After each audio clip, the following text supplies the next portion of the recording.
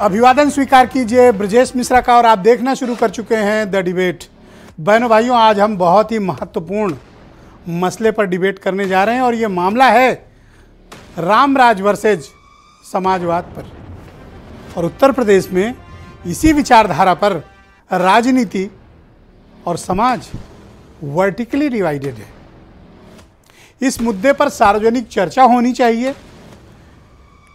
दोनों के अच्छाई दोनों की कमियों पर चर्चा होनी चाहिए, खुली बहस होनी चाहिए और कौन सा मॉडल उत्तर प्रदेश की जनता के लिए, यूपी की तरक्की और विकास के लिए, यूपी के लोगों के लिए अमन और शांति के लिए आवश्यक है, उस विचारधारा को जो जनता पसंद कर रही हो इस वक्त, वो कौन सी विचारधारा है, रामराज या समाजवाद? क्योंकि उत्तर प्रदेश में 85% वोट शेयर इन्हीं दो के पास है। यानी यही वो तय करेंगे कि उत्तर प्रदेश में राज किसका रहेगा, समाजवाद या रामराज। आज की परिचर्चा बहनों भाइयों इसी विषय पर केंद्रित है। उत्तर प्रदेश की इस बार की विधानसभा का बजट सत्र कई मायनों में बहनों भाइयों बहुत ही अहम है। बजट सत्र सिर्फ बजट के लिए नहीं है,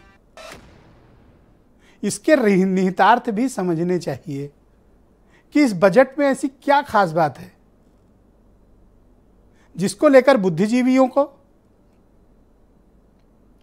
वो लोग जो समाज के पथ प्रदर्शक हैं, मार्ग निर्देशक हैं, राजनीतिक दलों की बड़ी विचारधाराएं हैं, बौद्धिक संगठन हैं, उनको इस पर विस्तृत चर्चा करनी चाहिए।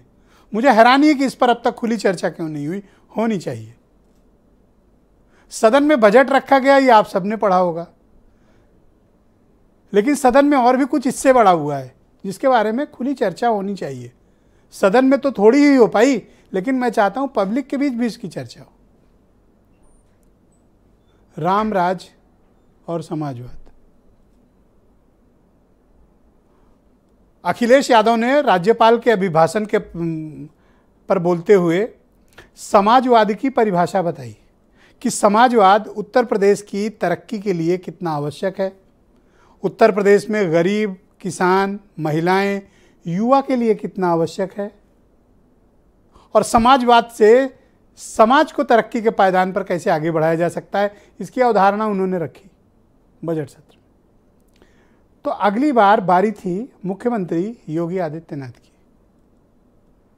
उन्होंने क्या कहा ये बहुत समझिएगा और इस पर चर्चा भी होनी चाहिए। मैं चाहता हूं इस पर डिस्कशन भी हो और लोग बातें करें, आउटपुट निकले, अच्छा आउटपुट निकले कि कौन सा ज़्यादा सही है। बीजेपी यानी उत्तर प्रदेश के मुख्यमंत्री समाजवाद को पाखंड और ढोंग मानते हैं। उनका यह दावा है कि दुनिया के किसी भी मुल्क में, किसी भी राज्य में समाजवाद ने लोगों की जिंदगी नहीं बदली है और समाजवाद तरक्की का नहीं बल्कि सड़ गल चुकी व्यवस्था का नाम है। समाजवाद को उन्होंने खारिज किया है और राम राज्य की अवधारणा पर उन्होंने बल दिया। राम राज्य में क्या कर सकते हैं ये उन्होंने अपनी उपलब्धियों के जरिए बताया। अब अखिलेश यादव कहना है कि रामराज ही प्रस्थान बिंदु है किसका, समाजवाद का। इसलिए मैं कहता हूं ये चर्चा छूट गई बौद्धिक लोगों से, तो मैंने सोचा आज इस पर चर्चा करके इसको बढ़ाते हैं आगे बात को और इस पर दोनों विचारधारा के लोग आएं और बात करें कि उत्तर प्रदेश के लिए कौन सा मॉडल ज़्यादा सही है, एंड्रॉयड वाला सही है या iOS वाला सही है। दो ही प्लेटफॉर्म चल रहे हैं मोबाइल में, या iOS लगा लीजिए या एंड्रॉयड ले लीजिए। तो एंड्रॉयड की सूटेबिलिटी ज़्यादा है या iOS की सूटेबिलिटी ज़्यादा है, यानी समाजवाद की ज़्यादा है या रामराज की अधिक है। और दोनों नेताओं के पास अपने अपने तर्क हैं, अपने अपने उदाहरण हैं।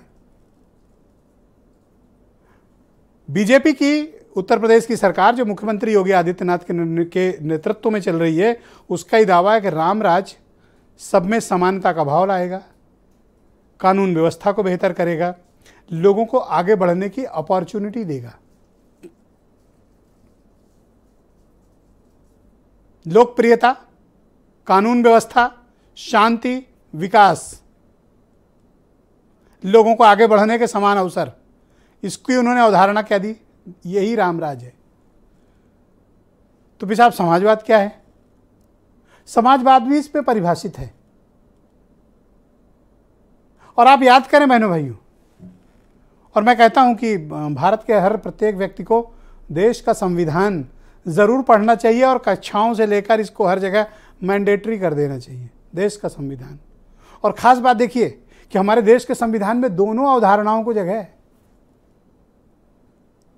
संविधान के प्रारंभ में राम दरबार की तस्वीर है और देश के संविधान के प्रायम्बल में ही क्या है, समाजवाद है। ये दोनों आपको कहां मिलेंगे? भारत के संविधान में। तो यानी संविधान क्या कहता है, जिस पर ये देश चल रहा है, जिसकी शपथ हम सब लेते हैं कि ये देश दोनों से चलेगा, रामराज, समाजवाद। लेकिन एक पक्ष है जो कहता है देश को तो सिर्फ रामराज की जरूरत है, दूसरा कहता है ना, समाजवाद चलेगा। तो कौन सा चलना चाहिए? आप क्या सोचते हैं?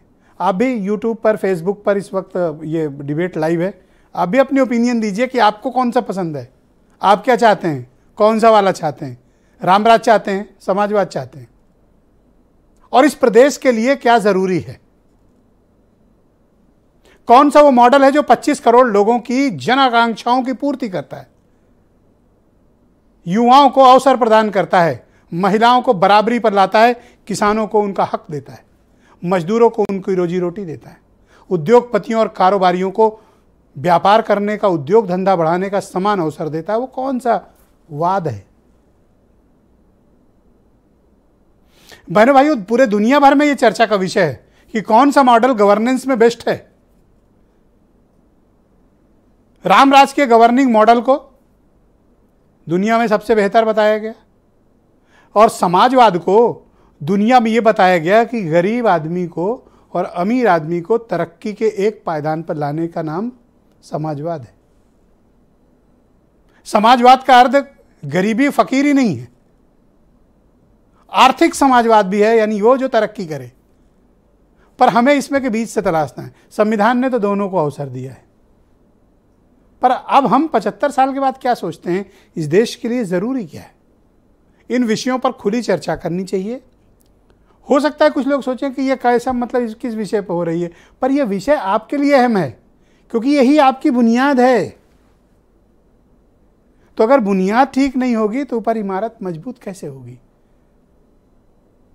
तो बदले हुए दौर में आपको इन दोनों वाद पर विचार रखने हैं, सोचना है, महसूस करना है और प्रदेश की तरक्की के लिए क्या आवश्यक है इसके बारे में सम्यक विचार करना है। यही एक नागरिक होने के नाते हम लोगों का फर्ज भी है। हमें सोचना चाहिए कि उत्तर प्रदेश के लोगों की तरक्की का में कौन सा मॉडल ज़्यादा अच्छा है। और मैं आपसे कहूँगा कि आज हमारे जितने भी पॉलिटिकल मैंने डिबेटर्स को आमंत्रित किया है, आपस में कोई तू मैं नहीं, सब अपनी बात रखें और दोनों पक्षों पर अपनी बात रखें। अगर कोई तीसरा पक्ष भी इसका है तो मैं उसे भी आमंत्रित करूंगा कि रामराज समाजवाद के अलावा भी कोई पक्ष है, वो भी आना चाहिए सामने, ताकि हम प्रदेश को एक बेहतर गवर्निंग मॉडल बता सकें कि ये बहुत बेहतर है, ये उससे भी बेहतर है और ये तो बहुत ही शानदार है। इस पर चर्चा होनी चाहिए, विषय बहुत अहम है। आप कुछ बयान सुने पहले। देश राम राज्य से ही चलेगा। देखिए, समाजवाद दुनिया के अंदर कहीं भी समृद्धि नहीं लाया है। समाजवाद का असली मॉडल है इस समय आपके पास शिवपाल जी, और इसीलिए मैं बार बार कहता हूं कि यह एक बहुरूपिया ब्रांड है। अलग अलग इसके रूप हैं। धार्मिक ग्रंथ के खिलाफ कोई नहीं है, ना मैं खिलाफ हूं। भगवान श्री राम के खिलाफ कोई नहीं है, रामचरितमानस के खिलाफ कोई नहीं है। हमसे बोलो रामचरितमानस के खिलाफ नहीं है, लेकिन मेरे पत्रकार साथी, मैंने अपना स्टेटमेंट दिया, कहा है कि मुख्यमंत्री अगर योगी न होते, धार्मिक स्थान से वहां आए होते, तो शायद वो सवाल मैं न पूछता उनसे, लेकिन क्योंकि वो योगी भी हैं और धार्मिक स्थान से उठ करके सदन में आए, वो बात मैं आपसे नहीं पूछूंगा। मैं ये कहूंगा कि वो चौपाई एक बार हमें पढ़ के सुना दो। तो आज की परिचर्चा में मेरे साथ आनंद दुबे भारतीय जनता पार्टी से हैं, आसिम वकार MIM